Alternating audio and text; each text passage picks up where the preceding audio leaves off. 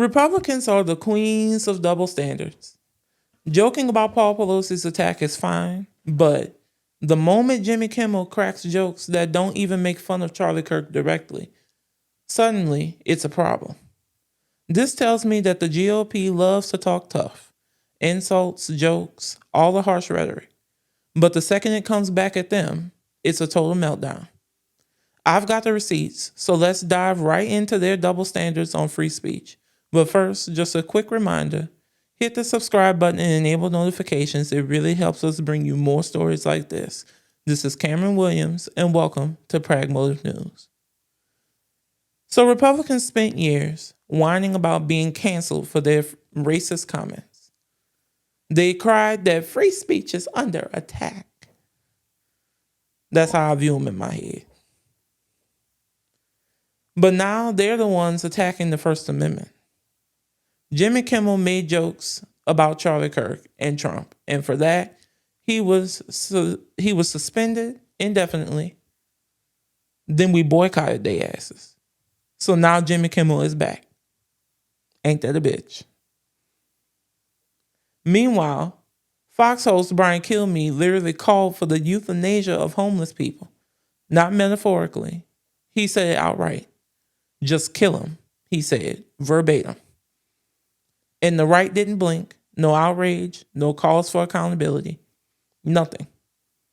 The irony of that is, Kilmeade said that the morning Kirk was killed, and then the right manufactured their full moral high ground on political violence.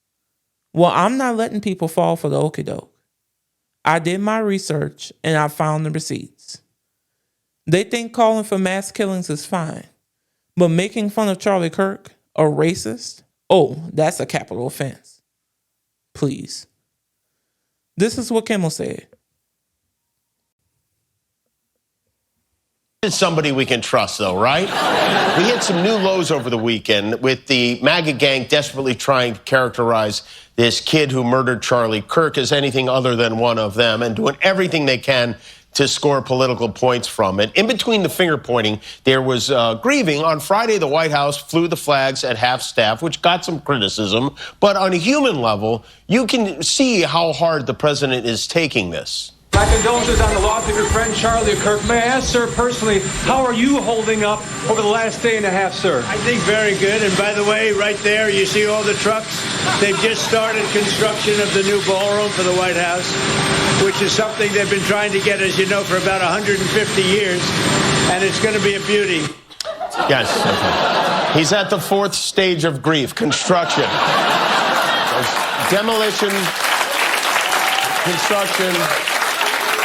This is not how an adult grieves the murder of someone he called a friend. This is how a 4-year-old mourns a goldfish, okay? And it didn't just happen once. When I heard it, I was in the midst of, building a great, for 150 years, they've wanted a ballroom at the White House, right? They don't have a ballroom. They have to use tents on the lawn for President Xi when he comes over. If it rains, it's a wipeout. And so I was with the architects that would design. It's going to be incredible. And they came in, they said, Charlie Kirk is dead. I didn't know what they meant. I said, he was dead. Charlie Kirk was shot. And they thought he was dead because it was so horrific, And I said, dead. And then we installed the most beautiful chandelier. Sconces you wouldn't believe. There's something wrong with them. There really is. I mean, who thinks like that? And why are we building a $200 million ballroom in the White House? No. Why? Why, pray tell? So now compare that to what Kilmeade said on Fox and Friends. Again, the morning Kirk was killed. Given billions of dollars to mental health and the homeless population, a lot of them don't want to take the programs. A lot of them don't want to get the help that is necessary. You can't give them a choice. Either you take the resources that we're going to give you or you decide that you're going to be locked up in jail. That's the way it has to be now. Or involuntary lethal injection or something. Just kill them. Yeah, Brian, why? Now let's talk about the elephant in the room. On September 10th, Charlie Kirk was shot and killed. We all know. at a speaking event in Utah. Let me be clear. I don't agree with Kirk on anything, but he didn't deserve that. Nobody deserves to be killed for something that they said. And everyone on the left condemned it. Every notable person on the left condemned it. But the right, instead of turning down the temperature, they use his death as political theater. They want to paint the left as violent, hateful, and dangerous, when the receipts show that they are the ones fueling the violence. They're using online trolls as a reason to target the left, while ignoring their own elected officials who openly fantasize about violence. Let's run through some examples and tell me if you see what I see. First up, Speaker Mike Johnson earlier this year called for Gavin Newsom to be tarred and feathered. That is a form of medieval torture. Next, in 2021, Kevin McCarthy fantasized about hitting Nancy Pelosi with a gavel. Then Paul Pelosi was literally attacked with a hammer in his own home in 2022. And the right made fun of that. In 2018, Caesar Sayoc mailed 16 bombs to Democrats and critics of Trump. He sent some to Barack Obama, Joe Biden, and Hillary Clinton. People who Mango Mussolini has repeatedly attacked on multiple occasions. And Sayoc sent bombs to CNN's offices. The news network Trumpty Dumpty repeatedly demonizes. You can't get no clearer than that. Trump is typically at the center of inciting violence. That's what I can tell, and that's what most Americans can tell. But the right want to act like they are the morally superior ones. Yeah, right. In 2025, early this year, Vance Bolter murdered Minnesota Democrats, Melissa and Mark Hortman, and their dog as well. He shot and wounded Senator John Hoffman and his wife, and had a kill list of Democratic leaders and abortion providers. I could go on, but ain't nobody got time for that. It's too much to list here. But they want to act like we're the violent ones? Where was all this outrage for all of these cases of Republican acts of violence? There was no pearl clutching, no demands for censorship, no lowering of flags, just silence, or worse, laughter. But when one extremist, whose political leanings are murky at best, kills Charlie Kirk, suddenly it's open season on Democrats. Jesse Waters literally went on TV and said they're at war with us. That's not lowering the temperature. That's pouring gasoline on the fire. So here's what's really happening. Republicans are playing victim to cover up their own actions. They want you to believe Democrats are violent because it distracts from their own record. They say we celebrated Kirk's death. No. What they call celebration is actually indifference. We condemn political violence while refusing to mourn someone who spent his career spreading racism and hate. That's not celebration. That's holding two truths at the same time. Violence is wrong, but Kirk's legacy is still toxic. Meanwhile, their own leaders keep stoking violence, calling Democrats communists, socialists, beta males, and any other name they can come up with. But when we call them fascists, they melt down. Watch Nancy Mace. I think the issue is that you guys are saying that it mostly happens on the left. No statistic, no government statistic, no study group, the Cato Institute, the Anti-Defamation League, the FBI, no government statistic shows what you're saying. It's showing the exact opposite, that 60 to 75% of the political violence is committed by people on the right. But yet you, the president, the vice president, the Attorney General of the United States are giving false information to the American people that it only happens on the left and that it is. False information about Republicans. You guys have called But us there's no facts to what you're saying. Kamala Harris called us fascists while she was running for president. The president called her fascist as well. And you in the media have amplified that. You all have done that. A man was killed last week for having the, quote, national conversation that you want to have so peacefully. He did that, and he was murdered for it. And I live. You don't know if that's true. You don't know what you don't know what the motivation is. Do you have evidence of that? Well, they said on the bullets, there was fascist commentary on the bullets, pro-transgender commentary on the bullets.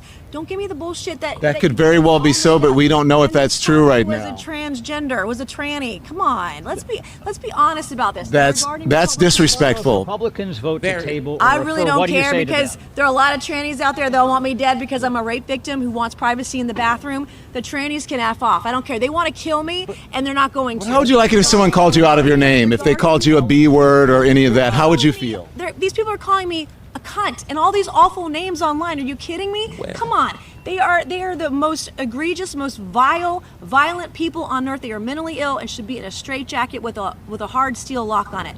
I think I could say the same thing about you, Nancy. But I'm going to move right the fuck on from that. And this is the part that really pisses me off. Jimmy Kimmel got suspended for telling the truth and cracking jokes. Meanwhile, Brian Kilmeade still has a job after calling for mass killings. And I know why. Because one serves the right's agenda and the other doesn't. It's that simple. Selective outrage, manufactured victimhood, projection. Watch Kilmeade try to apologize after the backlash. In the morning, we were discussing the murder of Irina Zaruska in Charlotte, North Carolina, and how to stop these kinds of attacks by homeless, mentally ill assailants, including institutionalizing or jailing such people so they cannot attack again. Now, during that discussion, I wrongly said they should get lethal injections. I apologize for that extremely callous remark. I'm obviously aware that not all mentally ill homeless people act as the perpetrator did in North Carolina, and that so many homeless people deserve our empathy and compassion. Lawrence, back to you. Half-baked at best. The fact that was your knee-jerk reaction to say something like that tells us everything we need to know. You say that that you believe homeless people deserves your empathy and compassion. But yet some of y'all on the right was giving fake $20 bills to homeless people so that they would get arrested, so that they wouldn't be on the streets because y'all don't want to look at them. Y'all's policies never help people who are on the street. And then you call for mass killings of them because of what one person did on the train. You can miss me with that shit. Moving on before I say something I shouldn't. So I'm going to ask this question to Fox. Why does Brian Kilmeade still have a job? If it was so important for Kimmel to be fired, why isn't he? When he said something worse than what Kimmel said, 1,000,000 times worse than what Kimmel said. But we already know the answer. Fox and the GOP only care about silencing voices that challenge them. So here's where we at.